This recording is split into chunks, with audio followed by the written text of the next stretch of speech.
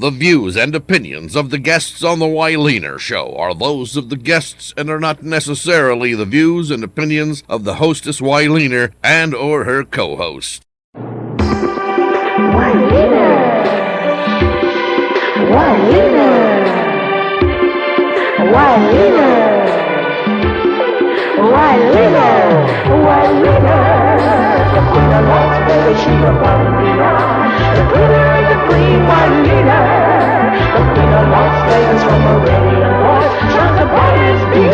A sparkling personality, she's always dealing with reality. With love she imparts her songs of the heart. She knows that food for thought will make you grow. Come on and find out what you need to know. 'Cause learning is the golden mode, where the rubber meets the road. From Las Vegas, the Wylener Show. What's up, guys? What's up, everybody? How y'all doing? What's going on? I'm excited to be back with you again today. Yes, indeed, I am so excited. Oh boy, I'm excited. I want to welcome everybody back, everybody who is watching out there all over the place. I want to welcome you all back. Y'all know who I am. I'm Wylener, the Las Vegas Queen of Gospel, and y'all know what show this is. This is the Wylener Show, and this is where the rubber meets the road. And I just want to welcome all of my fans back, Facebook, Twitter, everybody who is listening out there and who is watching on YouTube, and those of you who are watching out there on WylenerTVShow.com. Thank you so much for joining us again today for the part 2. But listen, you know I got to give you that second disclaimer. This is a very serious show. This is a hard-hitting show. And you may want to think long and hard to see if you can cope with the information that is about to be released right here on this show. Just keep in mind, everyone, this is to educate you. The Wylener Show makes the rubber meet the road, and that means that I bring it. And some of you may not be able to deal with it nor accept this information. But just keep in mind, it is your decision, not my decision for you. Okay? And so listen, I'm excited to bring you back to part 2 of worldwide religions. Worldwide religions and beliefs. Okay? Which one is the right one? And who's to say it is yours? Okay?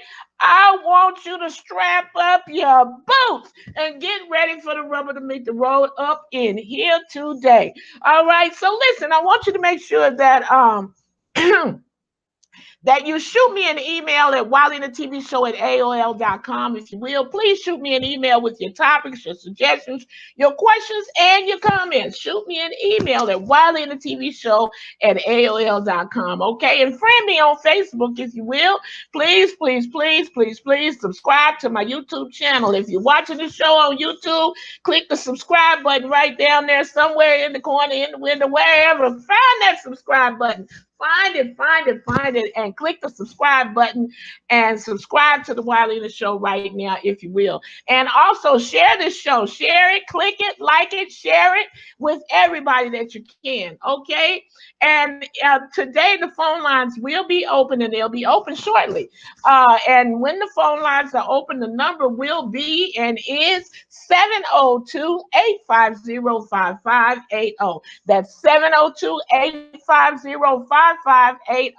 And when you call in, make sure you mute your speakers so that we don't get any feedback. Ask your question, make your comment, and take your answer off air, okay? And I always tell everybody, don't ask me no questions because I don't have the answers for you. That's why I bring these people on so they can give us answers. Me too. I need some answers. Okay. All right. And always remember what I always tell you, don't be rude. Now, we have a right to agree to disagree here on the Wylener Show. You can say, no, I think you're wrong about that. Will you please prove it? Tell us where you got that information from, because I beg to differ. I do not believe that what you're saying is true. Okay? You get on the Wildina show, but I always tell you, don't be rude. Don't be rude to me or my guests, okay? And if you do, I'll introduce you to what I call a brand new Colette, and that's hang up the phone on you, okay? So make sure that you just call in and state your, whatever it is, and be nice about it, all right? All right, and if the line is busy, please remember, just hang up the phone and call back, and keep trying till you get through, okay? Because the line might be tied up and maybe somebody else on the line that's talking to us at the moment. All right. And so just hang up and call back and keep trying till you get through. All right. And don't leave a message because I'm not checking messages. All right. Okay. And so listen, everybody, I just want to ask you, I always ask you every week, and I want to continue to ask you because they always tell me closed mouth don't get fed. So I got to open my mouth and let you know that I would appreciate it very much if you would contribute to the Wildina show. Contribute to the Wildina show. Make some type of contribution to the show. Help be one of the sponsors of the Wildina show. Okay. And just make a contribution. If you're watching on WildinaTVShow.com, all you have to do is click that pay button up there at the top of the screen, and you will see a little drop down up there, and just click that pay button and drop it down and choose whatever amount that you would like to contribute to the Wildina show. It'd be greatly, greatly appreciated. And you will be assisting us in keeping the show going and keeping it on the air and keeping it moving and marketing and everything that we have to do in order to keep the show going. Okay? Thank you so much for your contributions that you've already made. We greatly appreciate each and every one of you who have contributed to the Wildina show. You, and you are the bomb. You are the bomb. I love it. Okay. And so I have my guests back with me again today, and I tell you, I'm excited about it. I'm excited about the fact that they have come back, and they are excited to be back as well. And I have back with me today Dr. Margaret PLACENTRA JOHNSTON. And I also have with me Mr. Andrew SCHATKIN. And I always, I never really know for sure whether or not I'm pronouncing his name correctly. But either way, I guess if I'm messing it up too bad, he'll let me know. Okay, so listen, I want to welcome back to the show. First and foremost, I always like to do ladies first. Okay, I want to welcome back to the show Dr. Margaret PLACENTRA JOHNSTON. And Dr. Johnston, are you with me? I am with you, Wildina. Thank you so much. I'm very excited to be back on the show. Okay. It looks like we got some type of bad reception here. I hear you, but we didn't see you, so I don't know if we got something going on there. But anyway, let's hope we get that part straightened out because it doesn't look too good. Looks like we lost you for a minute. But anyways, I'm sure we'll get that straightened out in just a second. I also want to welcome back to the show, and I'm excited to have him back as well. I would love to welcome back to the show Mr. Andrew SCHATKIN. Shatkin. I'm going to say Shatkin. Now, he can correct me if I'm wrong, okay? Hello, Mr. Andrew. How are you today? And welcome back to the Wildina show. I'm extremely happy to be on this show because I love having these talks with you guys. All righty then. Okay, thank you so much, Mr. Andrew. I appreciate you very much, and I'm excited about having both of you back, and I'm looking forward to what we're getting ready to discuss here again today. All right, so listen, everybody, you know what the topic is, and last week, this is part 2, and this is the final cut. This is definitely the final cut of the show, okay? And so basically what's going to happen today is the phone lines are going to be open, and they're going to stay open throughout the entire show today. And so if you decide or feel that you would like to call in and make a comment or ask one of my guests a question, you can feel free to do that at any time throughout the show. And the number is 702-850-5580. That's 702-850-5580. And just state your name and where you're calling from, and we will take your question or your comment right over the air. Okay? All right, so let's pick up here.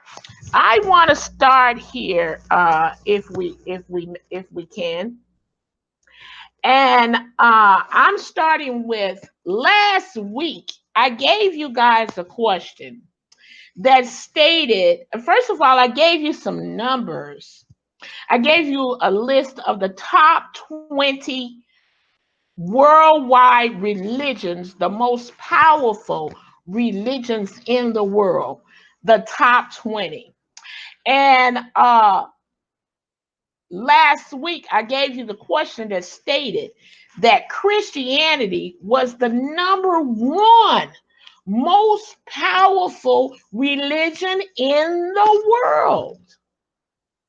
And I also wanted to know that since this is the case, would you say that this makes Christianity the right one and the only truth?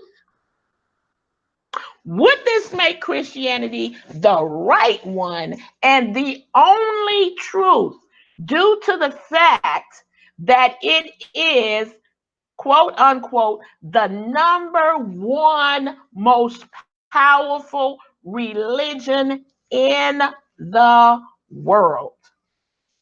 Okay, so I want you to tell me, would that make this the right one? And I'm going to start with Mr. Andrew. Mr. Andrew, would you talk to me about that statement and that question, please, sir, if you will?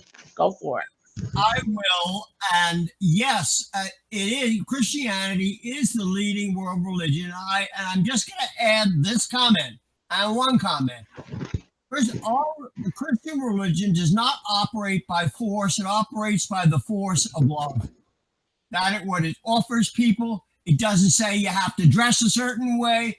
It doesn't say you got to do certain things. It doesn't make anybody do anything, but it says to people, Jesus stands in the Sea of Galilee and says, follow me. And that's what people are doing. Okay. So thank you for that, Mr. Andrew. And so let's go over here to Dr. Johnston.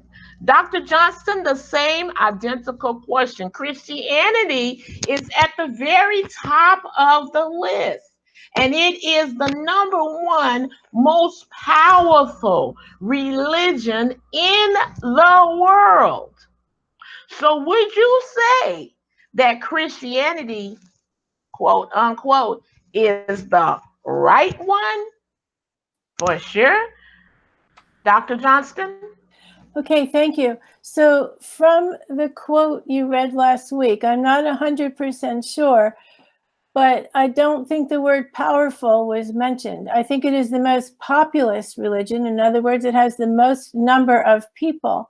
But powerful, I did not read that in, maybe I'm wrong, but I did not read that in what you heard, what you read to us. I didn't hear that. So I do believe it is a very strong religion. It is about love, as Mr. Shatkin said, but by far it is not the only religion that's about love. I think in the long run, all of them are.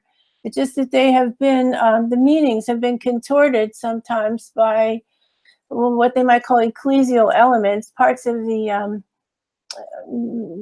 parts that people and institutions have imposed on these religions and makes them sound like they're not about love, but I do believe that most of them are.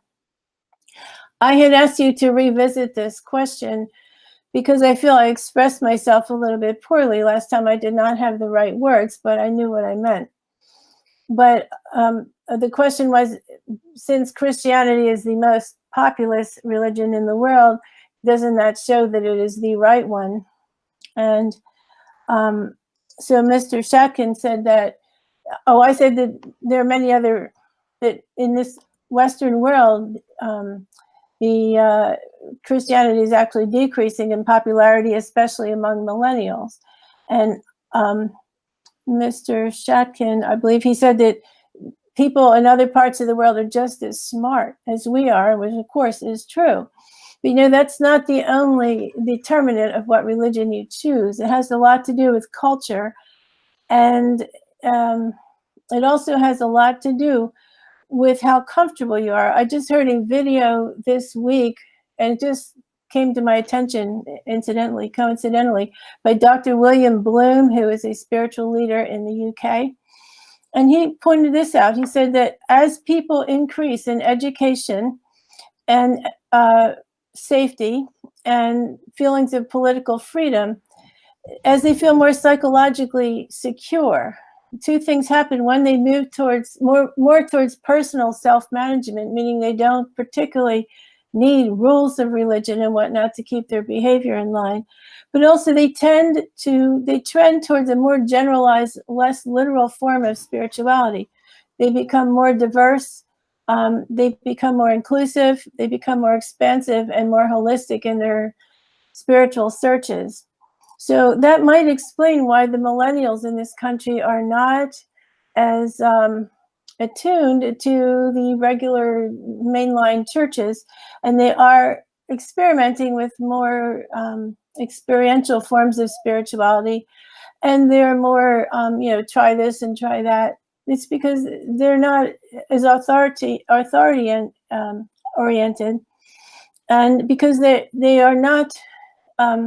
They don't need that there's rules and strict literal interpretations to keep their behavior in line. And so it's because they're feeling more psychologically secure, that they don't need some of the things that institutional religions provide.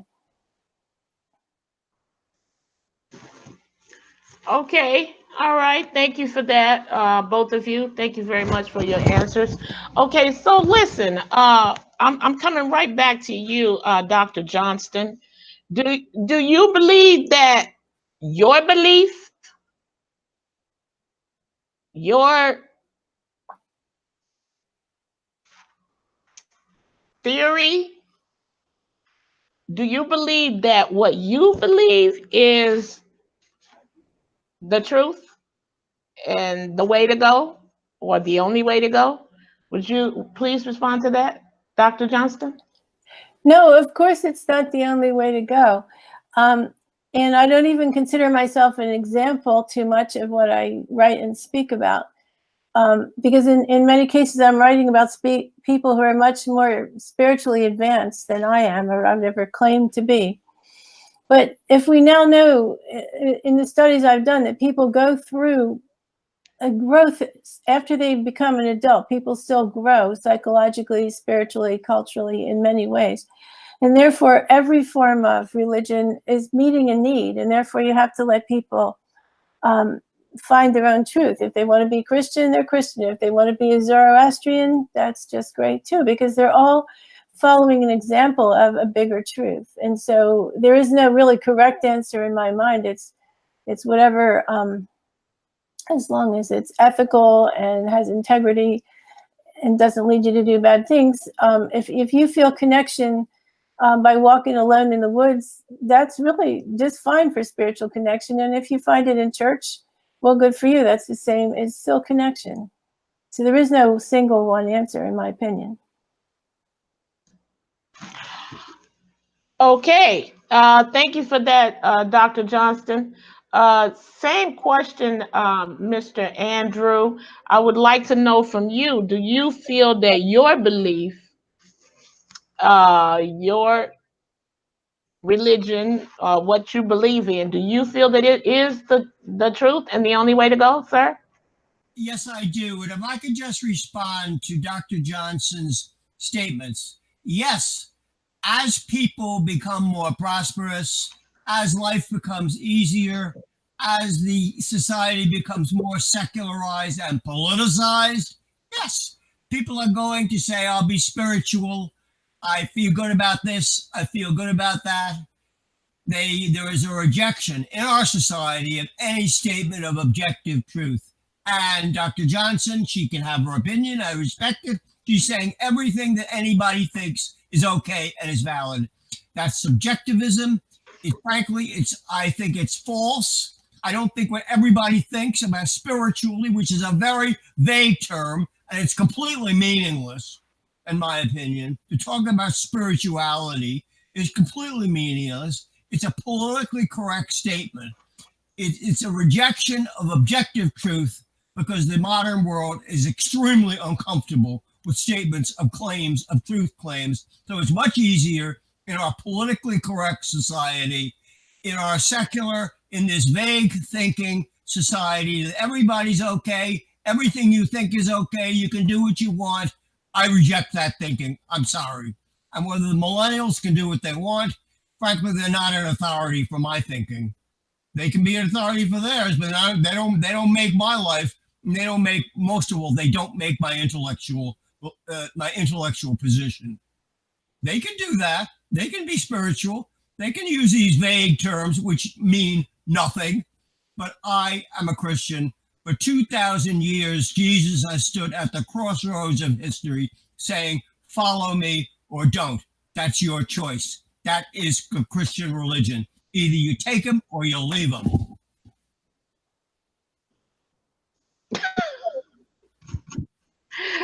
Well, I guess the rubber meets the road right there. Take it or leave it, y'all. Anyway, that's one of the things that I think I say on the Wiley Show. You can take this information or you can leave it. Whatever you choose to do with it. Right here on the Wiley Show.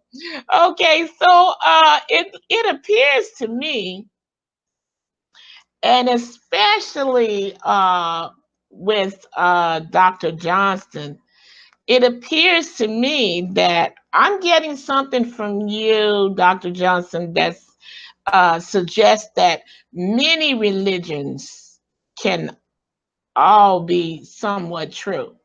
So my question is, can many religions all be true?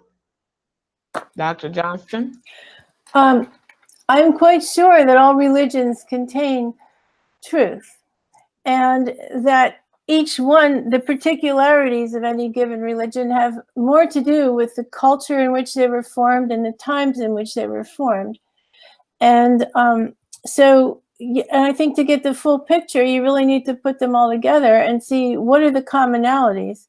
What do they have in common? What were people seeking when they formed these religions? And that might bring you closer to an answer about what the real truth is than any given religion. Okay.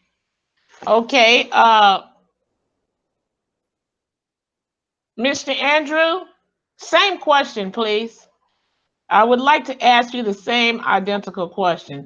Can many religions be all true? They can many religions be all true? But I take the position, I think it's the true position, that's the only possible position for me. The church is Jesus Christ. He stands in the world saying, as I said to you, Juanita, he says to all of us, he says to Margaret, he says to you, he says to me, either you accept me or you reject me. That is the bottom line. For me, it is the bottom line. The church is not a building. It's not a set of beliefs. It is Jesus Christ. And the question is, he says to each of us, unfortunately, what are you going to make of me? But maybe we should ask what he's going to make of us.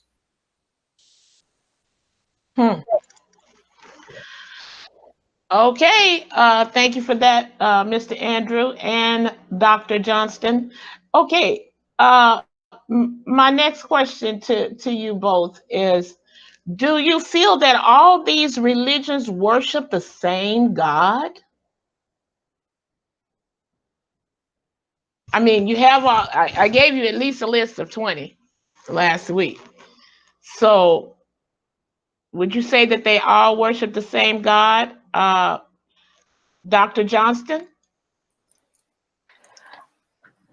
I take exception to the word worship, but I feel that the thing that the people were reaching for when they join and stay with a religion and continue to practice it is similar. You can call it God if you want. You can call it connection. You can call it the universe. You can call it anything you want. They're all looking for something greater than themselves, and they want to connect with it and feel a part of it. So if and most religions offer some way of doing that, but so do many other human endeavors. So I don't think by any means that any particular religion is the only way of honoring the goodness in our lives, the truth, the beauty, whatever you want to call it, the love, or God. I think it's all similar, related. It's just that different cultures express it differently. So something that occurs to me, it befuddles my mind about literal people who insist that Christianity is the only truth. When you consider all the religions that there have been down through the ages in all different parts of the world, what are the chances that any one of them, that I in particular, would have been born into the only true one? The chances of that are astronomically low. So I think we need to think about a bigger picture, and that's kind of the work I do, other than my regular profession, is to help people open their hearts and their minds to a bigger story. Okay, thank you very much, Dr. Johnston. Over to you, Mr. Andrew. The same question to you, Mr. Andrew. I'd like to know, do you feel that these people are, I mean, they're all religious people, when you say that they're all worshiping the same God? As I said before, yes, people have a natural, innate religious inclination within them. And yes, within those religions that they're born into, through their families, yes, they're trying to reach God. But I say this to Dr. Johnson, or you're saying all these religions are valid. I want to point out, the Christian religion has a worldwide charitable effort in every country in the world, sending doctors, sending clinics, sending nurses, the Salvation Army goes into the poorest, most degraded urban neighborhoods in the world and services them. I'm not aware of a Hindu coming to another country and setting up hospitals, with all due respect. I'm not aware of Islamic people doing that anywhere. So the proof is in the pudding. You take a look at the Christian effort with all its faults all over the world, helping and serving people. As I said, I give the example of the Salvation Army. They go into the poorest ghettos, the drug-ridden people, and they try to help them. I'm not aware of these other religions doing anything like that. And in fact, in those countries where those religions predominate, the number of poor people, degraded, suffering people is massive. So the question is, what are those religions doing for those people? It's a good question, isn't it?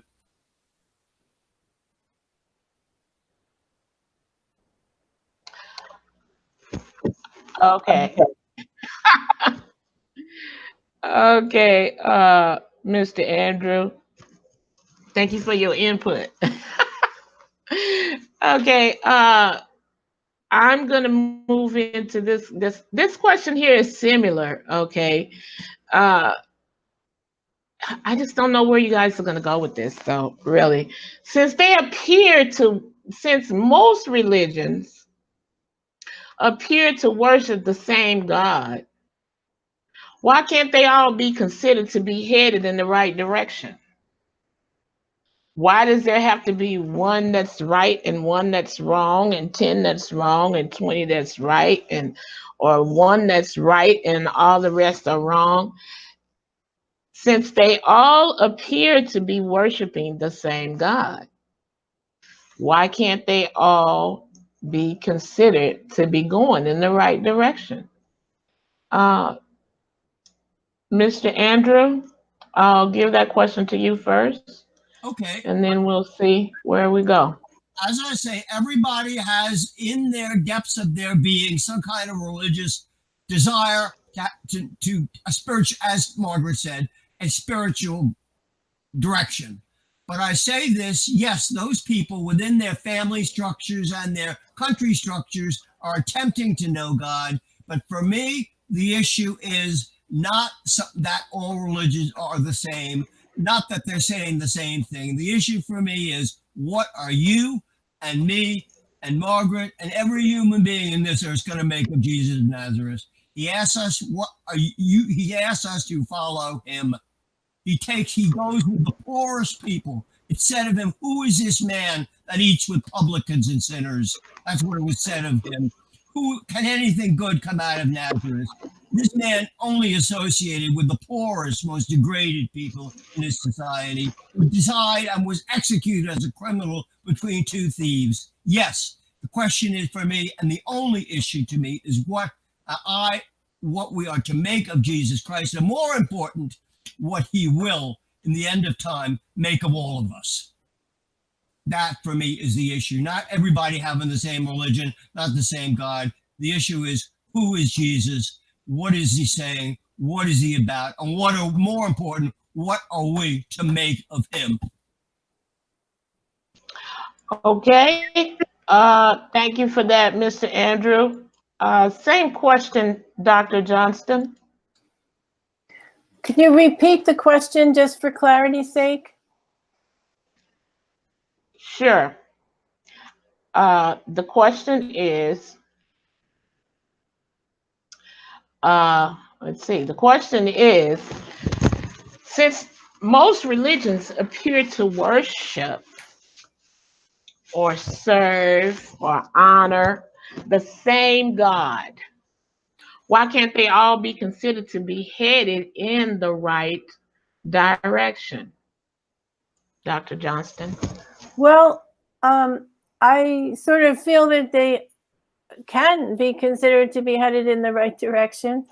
I think that all these portrayals of divinity, God, the Tao, whatever you want to say, are each culture's attempt to connect to that same entity.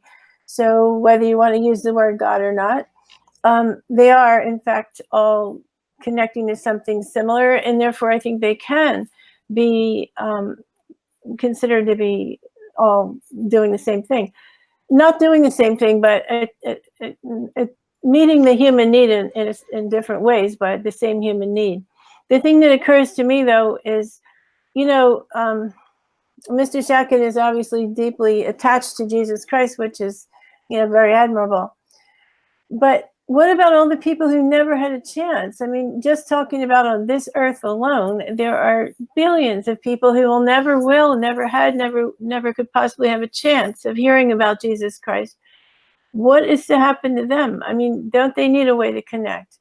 I personally would not want a God or a savior that left out that number of people from his graces. I mean, I think we just need a bigger God. We need to let God grow up to,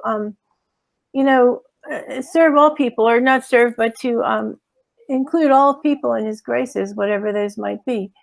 So that's my opinion there. Okay.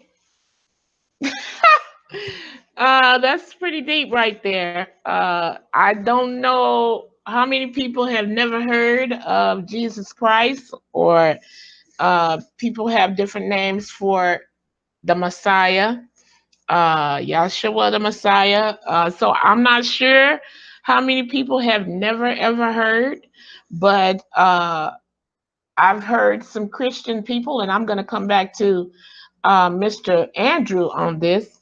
I've heard some Christian people say that there's supposed to be a return of Jesus Christ, and before that return, everyone is supposed to know about him. Now I'm going to send that over to Mr. Andrew, since he is that of the Christian faith.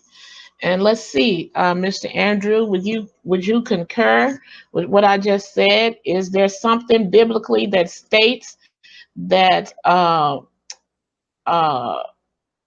there's a return of Jesus, and before that return takes place, everybody in the entire world will know about him? Would you elaborate on that, please, from a Christian standpoint, Mr. Andrew? I'd like to respond to Margaret's comment about other people not having heard of Christ. We are commanded, and Jesus commanded, that we to evangelize the world, evangelize people, which the church do the best it can to do. But also the church's position, And I'm confident that this is the church's position at the present time, that people who have not heard of Christ, if they lead good, ethical, moral lives, they will be accepted as Christians, essentially, as valid people based on their moral life. But the church is commanded by Christ to proclaim what I just said. And when Margaret said I was deeply attached to Jesus Christ, I was trying to say that the church is the person of Christ. That's the nub of the problem. It is not a religion. It is a person that is at issue. That is why I stress Jesus Christ, because it's not a building, it's not a doctrine, it's not a name. It is the person of Christ that is the issue. And that is, that is the Christian religion, 100%. It really is. So, I mean, yes, I'm attached to Jesus Christ because that's my religious, that is my theological position. And I think it's the church's position, the person of Christ, what he says, what he requires, what he says about himself. And yes, he says that he'll come back. That's true. And that he also says that people will be resurrected, all of them. But I have to say, I just wanted to explain to Margaret, there's not that I have attachment. You're explaining it to me. What? You're explaining it to me, Okay. not to Margaret. You're explaining it to me. Sorry, I'm explaining it to you that that Jesus is the church. He is the Christian religion. He is the person at issue. And yes, people who do not hear of him, who have not had that opportunity, they will be completely accepted and are loved by God for their moral lives. So that's my position. As I do not say that all religions are the same, because with all due respect, the other religions, the Hindu religion has, as I said, Christians make a massive effort to help the poor and underprivileged. With all due respect, I'm not aware of any other religion even coming close to this, 1 inch close. And as Margaret knows, as you know, in Islamic countries, the poor people are kept poor. They are not helped. They are kept in poverty or are in poverty, and the poverty is massive. And the same is true of India. I don't say Hindus and Muslims are bad people. I don't say their religions don't have points, but the proof is in the pudding. Look what those places are like. Okay, let me make one thing clear. I don't co-sign on nothing you say, okay? What you're saying is what you're saying. Don't put me in it and don't say what I know, because you don't know what I know, okay? So leave me out of that. Just address the question. Now, I did ask you a question, and that question is, or was, isn't it somewhere biblically that says that Jesus Christ, Yeshua the Messiah, whatever you call him, is going to be returning here, and before that return takes place, everybody in the world is supposed to know who he is? Isn't that somewhere in your belief, Andrew, Mr. Andrew? Okay. I believe the belief is, you may be right, Willina. I'm always willing to listen to other people's perspectives. But yes, it says that Jesus will return. And frankly, unfortunately, he does say there will be a judgment on our deeds and our lives. He specifically says, for example, unfortunately, maybe for you and maybe for other people, at least for me, he says, unless you visit the sick, unless you clothe the hungry, unless you go to people in prison, he says in Matthew 23, you could be subject to a severe judgment. He lays down the law on that respect. There will be a judgment on our moral lives and our lives as human beings. Too bad. Maybe I won't look too good. It's quite possible. Okay. Okay. So apparently I have to have somebody else to answer that question for me.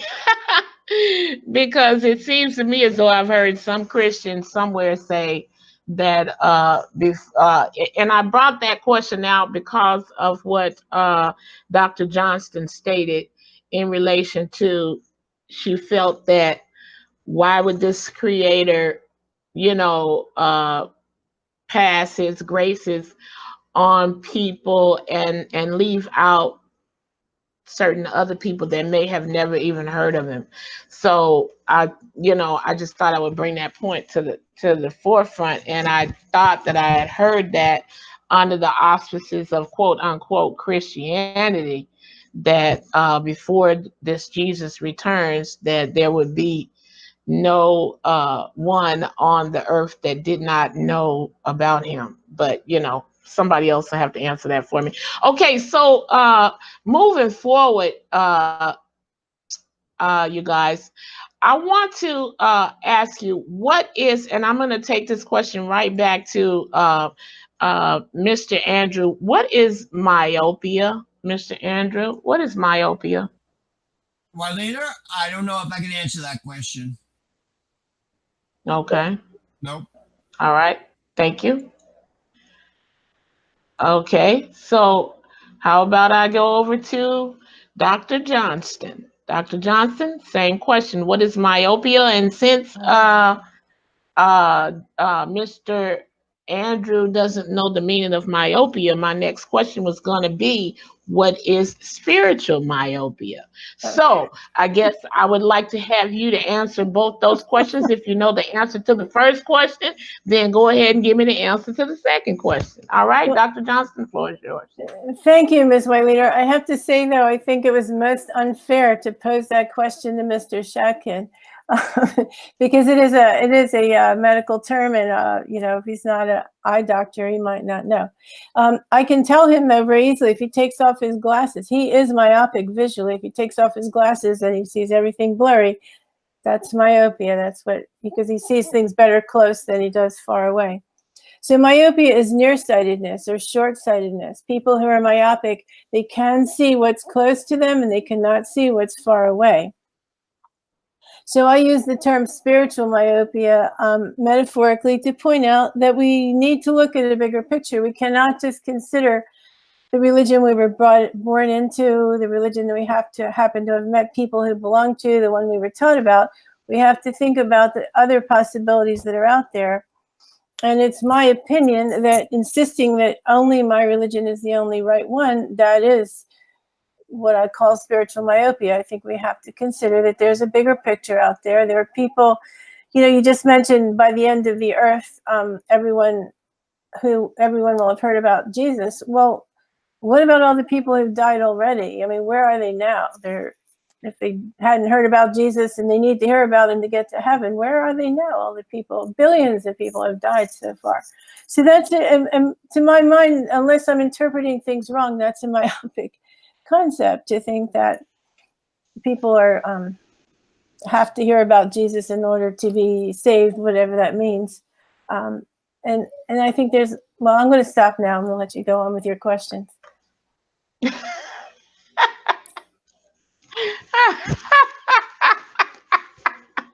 Okay. Well, anyway, thank you very much for your input on myopia and spiritual myopia. I love it. Okay, so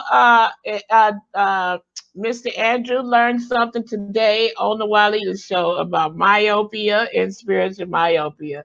And that's what the show is all about, making sure that people learn something. Okay, so now let's address some of the comments on my YouTube and Facebook. Let's see what the people have to say. The viewers can also call in and comment on these comments that I will share with you today as well. Okay, so one of my viewers that watched the show made this statement. This person says there is strong evidence that Neanderthals buried their dead with ceremony, thus indicating some belief in life after death. All world religions understand some sort of force or deity that influences life. It may not be well denominated, as in the case of Buddhism, yet there is always the belief that there is some being which created the world and life and influences it to some extent. If this were not so, there would be no need for religion. Comment, please, Mr. Andrew. That what you just described in the anthos burying their dead, yes, those people very likely believe that with certain items, and the other things you described, very likely they do believe that there is some future life. Yes, I don't think there's a question about it. Okay, Dr. Johnston, will you comment on that as well, please?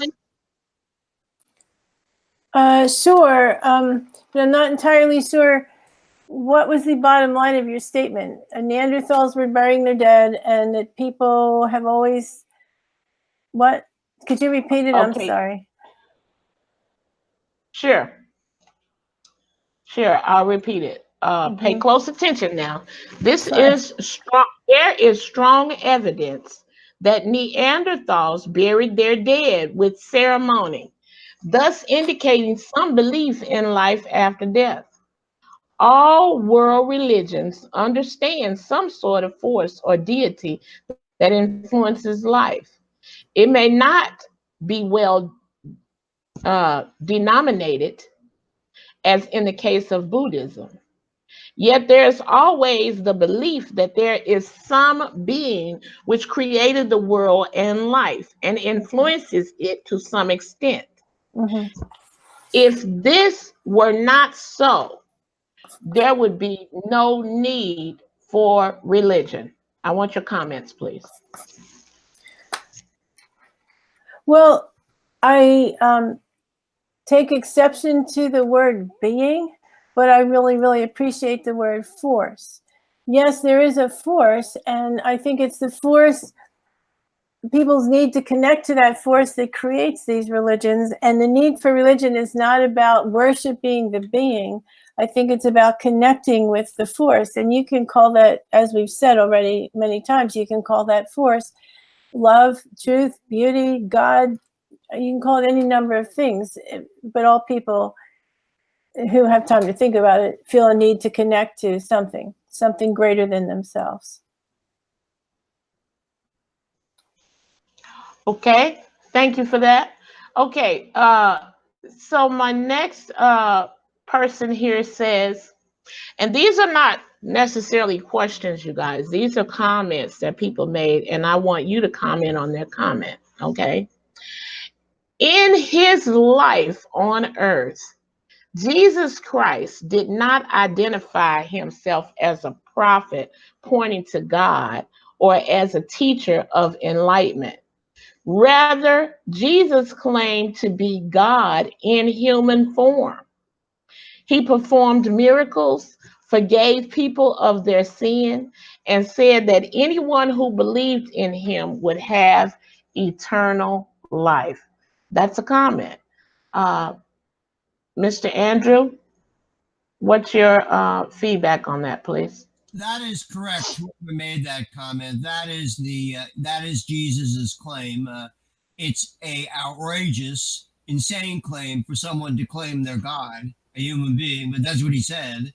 He is claimed to have worked these miracles. Some people say he didn't, that they just made it up. I don't think so.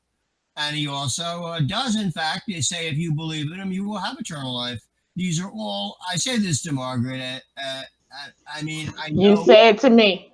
I'll say it. I'm sorry, Juanita. I say it to you, Juanita, that these claims, unless this man was absolutely out of his mind and frankly insane, these are his claims about himself.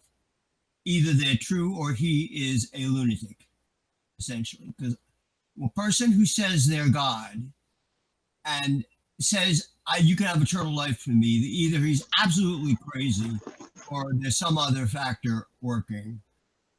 Juanita, can I just respond to one comment of Margaret's?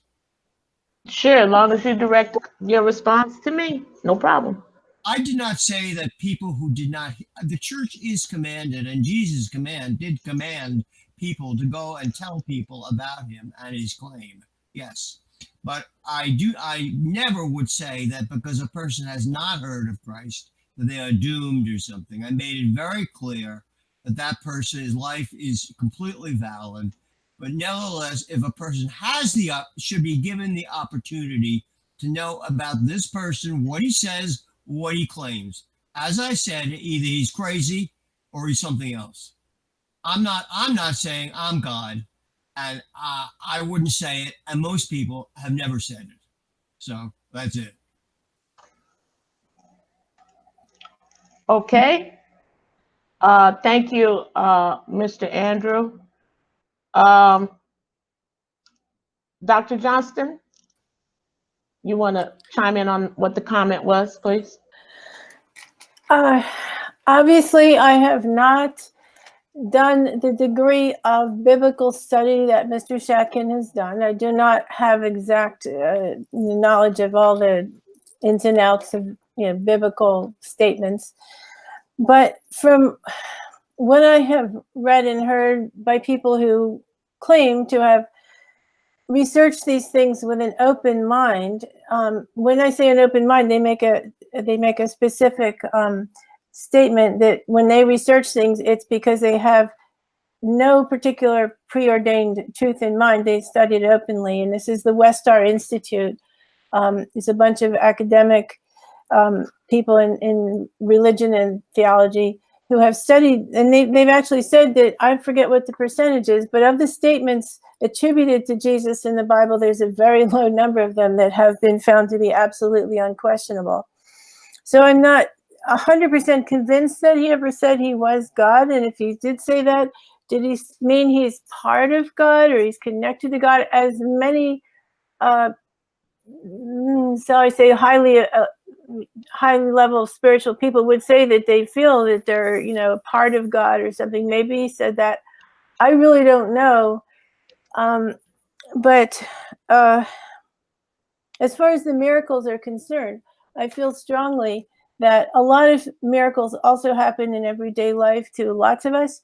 And I don't know that they're any more or any less spectacular to the ones that Jesus did. So to me, his miracles that are attributed to him could be just lore that's carried down through the ages and maybe not exactly true. Maybe they've been exaggerated some, and maybe they are partly miraculous, but a lot of miraculous things have happened that were not attributed to Jesus as well.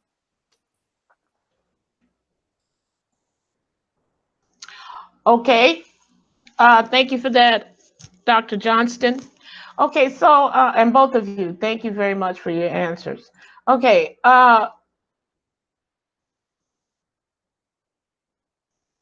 This statement is, okay. Highly eclectic New Age spirituality is a collection of ancient spiritual traditions taught by a vast array of speakers, books, and seminars. It acknowledges many gods and goddesses, as in Hinduism. The earth is viewed as the source of all spirituality and has its own intelligence, emotions, and deity. But superseding all is self. Self is the originator, controller, and power overall. There is no reality outside of what the person determines. Comment, Mr. Andrew? This kind of thinking, first of all, what you're describing to me is things coming from nature and a polytheism, essentially, which is multiple gods and goddesses. I have to say this, and I don't mean to be offensive or hurt anybody's religious beliefs. This is ancient paganism. It is, which was connected to the seasons, such as in temple prostitution, where they connected sexual activity with growing crops and stuff. It's old, it's ancient, and frankly, it's been rejected by the modern world correctly. That is Hinduism, as I said, has aspects of this. I respect my Hindu brothers and sisters immensely. I have no argument with their religion. What you just described to me was a form of paganism, Greco-Roman paganism, and maybe even Near Eastern, ancient Near Eastern religions. I don't think it's true. I do not believe that that a religion has to be to growing things in the earth. That's been gone for 3,000 years, Marlena, and it is gone. So no, I don't buy it.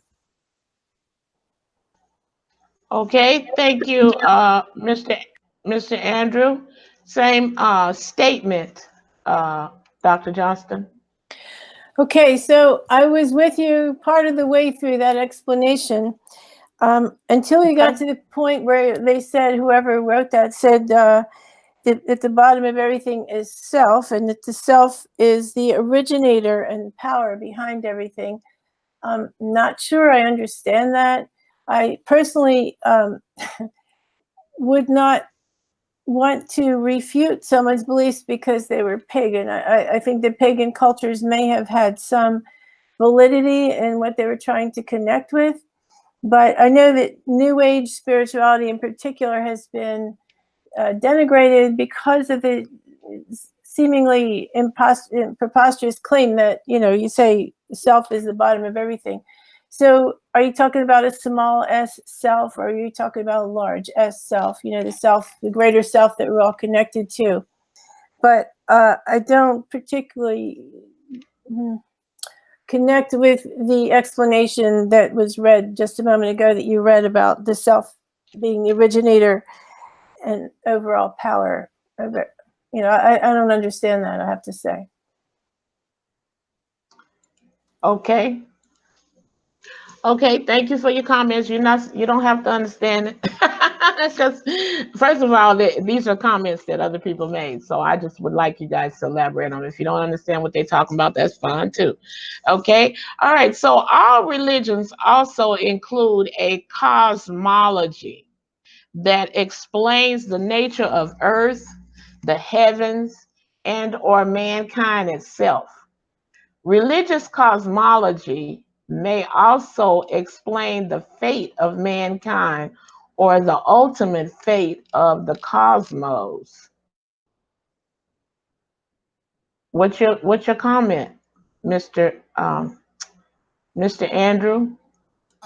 The position of the church and Christian belief is that we are not connected, that God is not connected with the earth. He is the creator. He stands outside of nature. He stands outside of materialism as a spiritual being, and he creates things out of his, frankly, by saying it. So as far as I'm able to answer that question, could you elaborate a little more on it so I can grasp what you were saying? Well, it's not a question, it's a comment that someone stated, okay? All religions, okay, let me just, hold on here. All religions also include a cosmology that explains the nature of earth, the heavens, and or mankind itself. Religious cosmology may also explain the fate of mankind or the ultimate fate of the cosmos. That's a very interesting comment. I have this to say in response to it. According to the Christian belief and the church's position for some 2,000 years, as well as the Jewish position 1,500 years before that, God is a spirit. Notice in the Decalogues, he says, don't make graven images. He specifically states to people he is not material. He is a spirit, and he says he created the earth separate from the heavens. They were separate events, and he created humanity in a separate events. The significant point I want to make is, yes, the religion may have a cosmology, But the unique character of the Judeo-Christian tradition is God is a spirit. He is not an image. He's not some kind of a statue someplace. He made it very clear. No graven images. He made that 100% clear that was not the way to go. That's my answer. Okay. Thank you, Mr. Andrew. Dr. Johnston? Few things.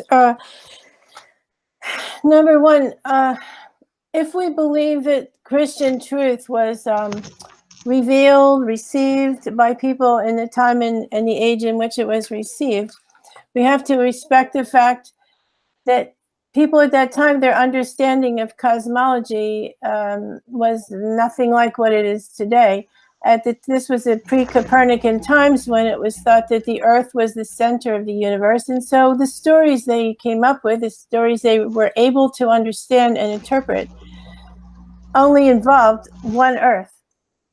And the Earth was central. So now we understand that there are at least, last count I heard was 2 trillion galaxies in the universe. So there again, I feel we need a bigger story. I can't begin to explain what happens at the end of times. I'm not sure there will be an end of times.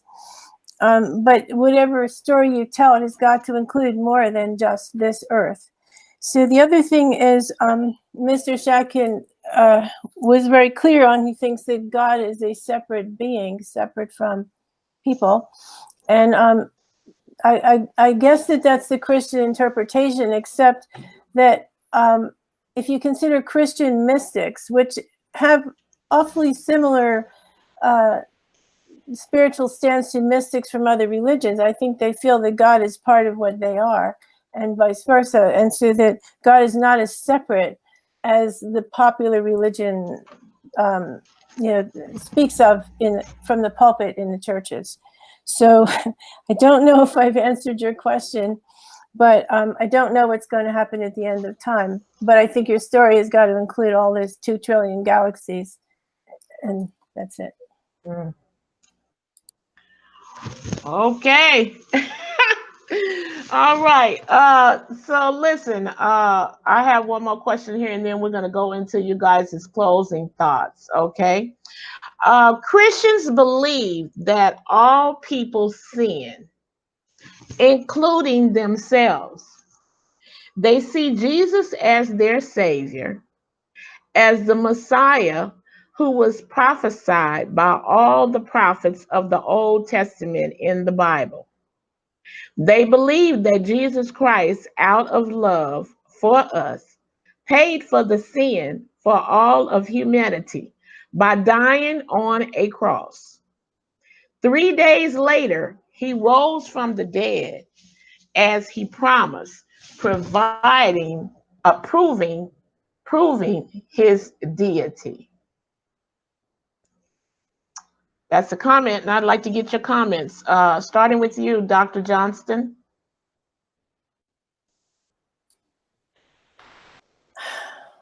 Well, I just have to say that first off, of course we all sin, but what is the real sin? I mean, some of us inadvertently might say something a little mean to someone without intending, but I don't believe that people are basically evil. I don't believe that original sin is something that, is passed down to newborn babies. I don't, that's the part of Christianity that frankly, I just do not buy. I'm sorry. I don't see why someone else should have to pay for our sins, or why we would want a God who expects someone else to pay for our sins. If you have sinned, it's your problem, and I feel like we should be conscious enough and consciously seek to correct whatever sins we're doing.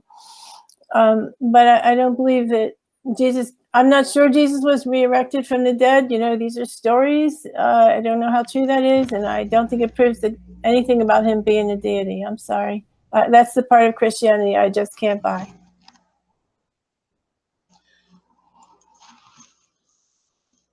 Okay.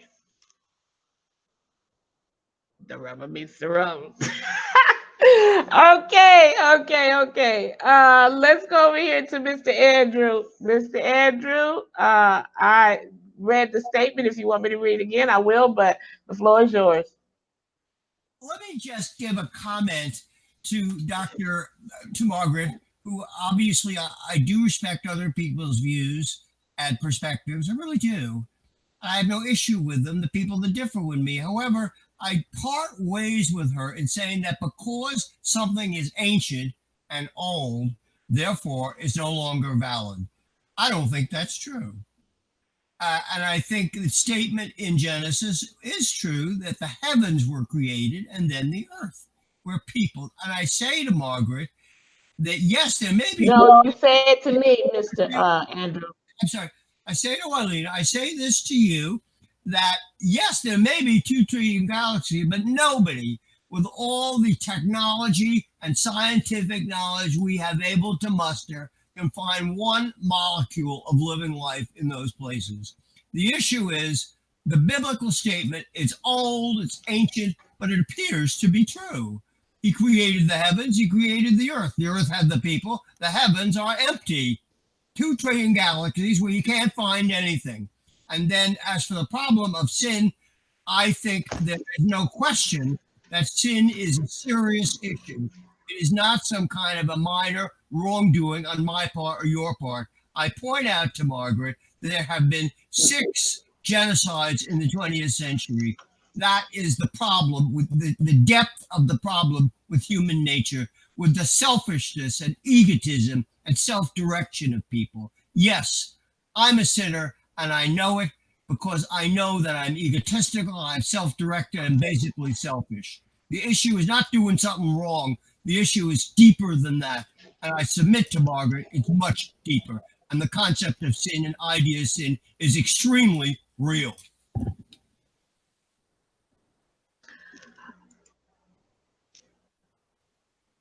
Okay, so Mr. Andrew, while you were directing to Margaret, which you're not supposed to do on the Wylena show, did you respond to the comment that I gave you? Did you respond to the comment that I gave you? Okay, because that was the main thing you were supposed to do, is respond to the comment. Okay, so do I need to repeat the comment? What I'm going to say is yes, there is a problem with, for want of a better word, there's a significant, outstanding problem with human behavior and human nature. It is so real and so obvious that you can't escape it. Margaret knows, you know, Wylena, better than me, and every adult knows what people are really like. They are out mainly for themselves. That is the issue. And that is our sinful and imperfect natures. And again, I say, if anybody who says to me that there's no such thing as sin, better take a look at 6 genocides in the 20th century and try to figure it out. Okay.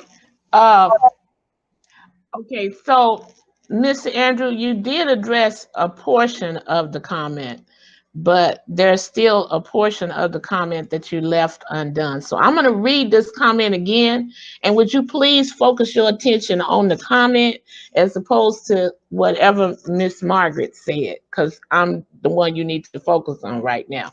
Okay, so I'm going to read it to you once again. Christians believe that all people sin, including themselves. Now you addressed that part. They say Jesus as they see Jesus as their savior, as the Messiah who was prophesied by all the prophets of the Old Testament in the Bible. They believe that Jesus Christ, out of love for us, paid for the sin for all of humanity by dying on a cross. 3 days later, he rose from the dead as he promised, proving his deity.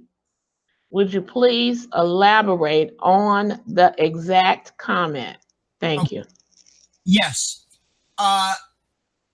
there, it was the God that exists is a God of justice.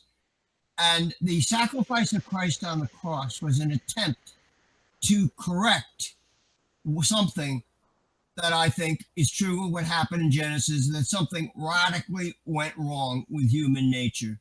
We were not meant to be egotistical, selfish, brutal beings, as many, many people are. That was not meant to be. Yes, Jesus did die to correct our natures and give us another chance. Yes, I think that's true.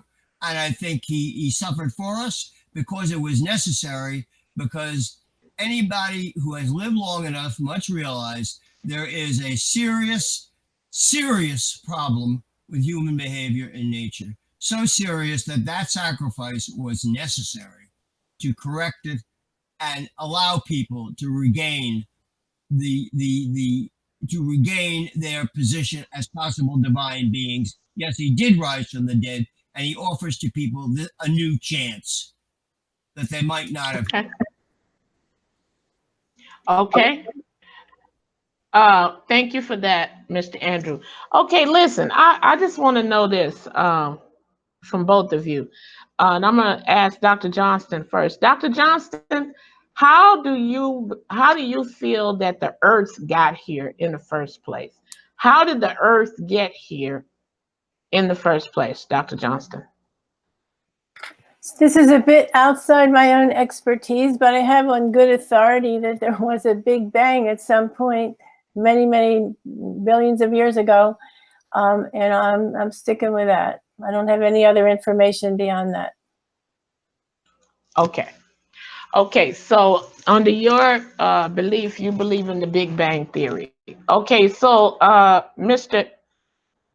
Andrew, same question. How do you feel that the earth got here, please?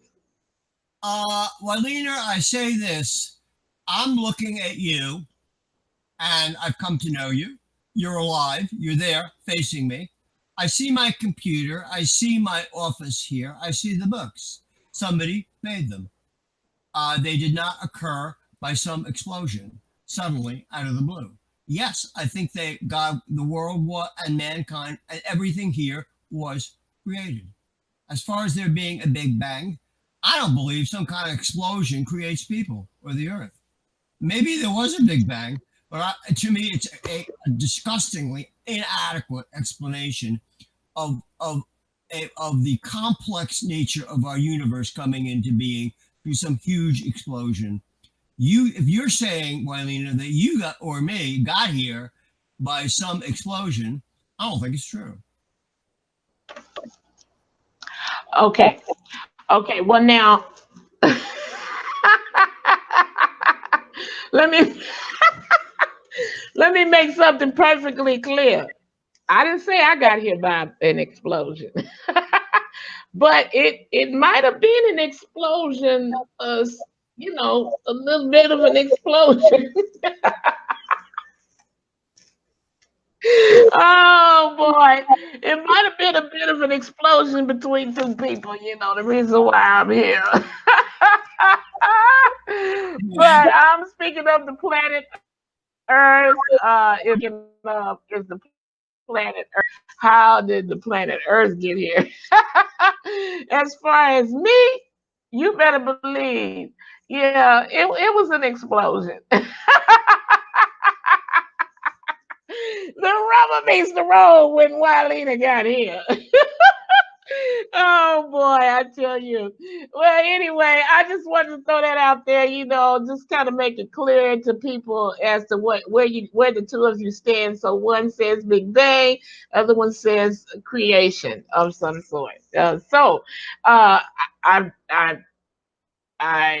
don't think I need to ask about Adam and Eve and that type of thing, because we already know what the answer is going to be. So listen, everybody, I appreciate these two guests that I've had for the past two shows, and I want to give them 2 minutes to give a closing thought. Okay, they have 2 minutes each to give a closing thought, and their closing thought is going to be whatever they choose to leave you with. Okay, this is the final cut, and I've enjoyed having the both of them, and so I would like to allow you to take this moment to give your 2 minute closing thought. So we'll go with ladies first. Uh, Dr. Johnston, you will have 2 minutes, and I will cut you off when your 2 minutes is up. But I recommend that you utilize your entire 2 minutes. Okay, it would be to your advantage to go ahead and use your whole 2 minutes, and so you can begin speaking right about. Let's see. I'm counting down the seconds here, and you can begin to speak now. Okay, so thank you, Wylena, for this opportunity. I think a summation of what I've been trying to say is that cultural shifts are occurring that call us to recognize that there might be a bigger story about religion and spirituality than any one religion can give us. There are many reasons for this, and I've outlined most of them in my book, Overcoming Spiritual Myopia, A View Toward Peace Among the Religions. But another example of the cultural shift is what I mentioned earlier with Dr. William Bloom saying that as people are more comfortable psychologically, as they have more education, more physical safety, and more political freedom, they do move towards a more generalized and inclusive type of spirituality. Then that maybe explain why young people in this country are becoming less attached to our traditional organized religions. They're still interested in spirituality, but they're looking for a more personal and a more experiential type of spirituality than most organized religious institutions can provide. And another reason that, why we're calling for a cultural shift just came to my attention, although I've been well aware of it, just came to my attention. I was reminded of it this week, that there's a basic moral philosophy that's shared by all the world religions. And I feel that each religion is expressing it in their own local and cultural way, but they sound awfully similar. You are familiar with this, the golden rule. In Christianity, it says, whatever you wish that others would do also to them, for this is the law of the prophets. In Hinduism, they say, this is the sum of duty. Do not unto others what you would not have them do unto you. In Islam, no one of you is a believer until he desires for his brother that which he desires for himself. In Taoism, regard your neighbor's gain as your gain and his loss as your loss. I don't need to go on. They're all similar. They list Buddhism, Judaism, and Zoroastrianism, and even Confucianism. But really, taking all this into account, the question is for us in 21st century Western culture, the question will be how to reconcile our own personal spiritual inclinations with all the rich traditions brought to us by all cultures, and how to include all those factors in seeking a broader and more inclusive understanding of what spirituality has to offer all humans. Thanks. Okay. Thank you very much for your closing thought.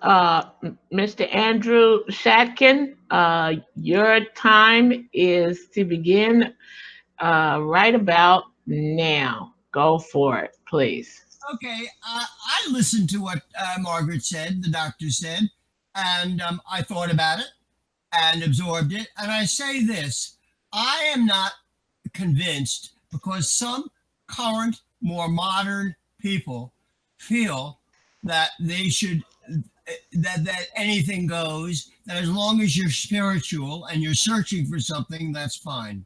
Yes, in the modern world where there is greater material prosperity, it's true, more comfort, more education, yes, there is less specific religious belief, but that doesn't prove to me they're right. Because I don't think people are right because they're current and new. I'm sorry, doctor. I don't go along with that. I don't believe because something happens to be advertised, current, or faddish, I'm not about to start believing it. Okay, sorry.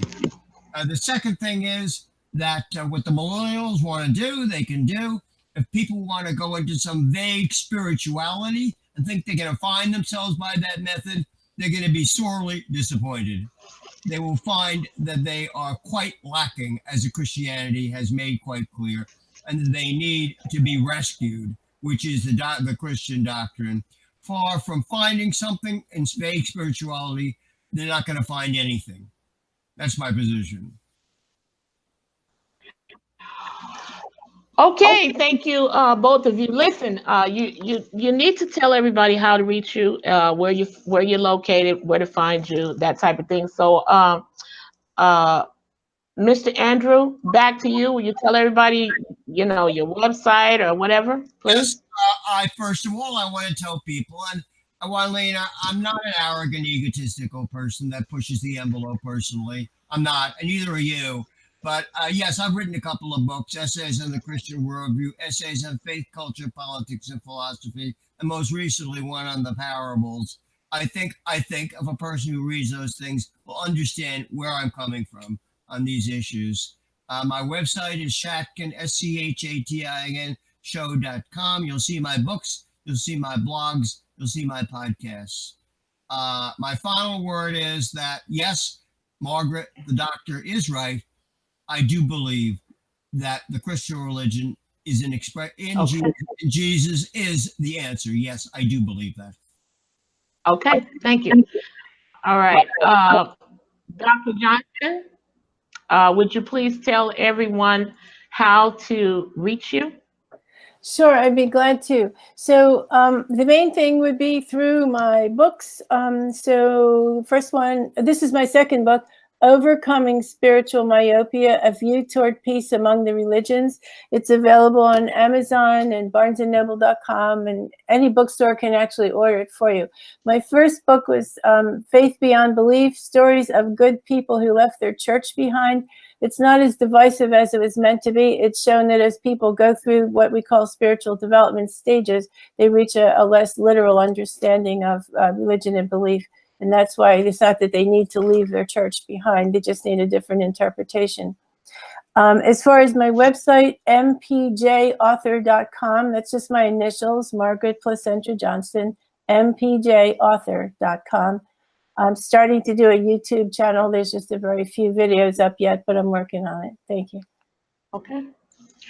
All right. Thank you very much. Thank you very much to both of my guests. Okay. So listen, everybody, and thank you to everyone who is tuned in watching and everyone who's going to watch in the future. Okay. You don't want to miss next week's show. Okay. Next week, you say you know what Jesus, the Messiah, said. What did he say really? Is it all in plain red? Let's talk about it. And y'all got to join me next week, me and my guests next week, for yet another extremely hot topic. And when I tell you extremely hot, I mean extremely hot. Okay? And I'm excited about them coming on to the show next week. Okay? And so listen, I want to say thank you once again to my guest, Mr. Andrew Shatkin and Dr. Margaret Placentra Johnston. Please take a moment to look at their books, and you can also find their books on my links page. Okay, go to my website and look on the links page and scroll down and you'll find their books there. Okay, feel free to grab them or visit their website.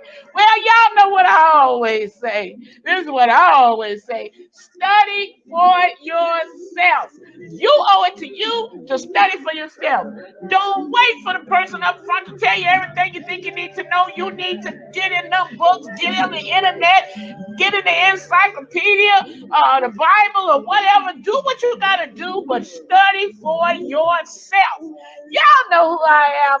I'm Juanita, the Las Vegas Queen of Gospel. Y'all know what show this is. This is the Juanita Show, and this is where the rubber meets the road. Please join me next week.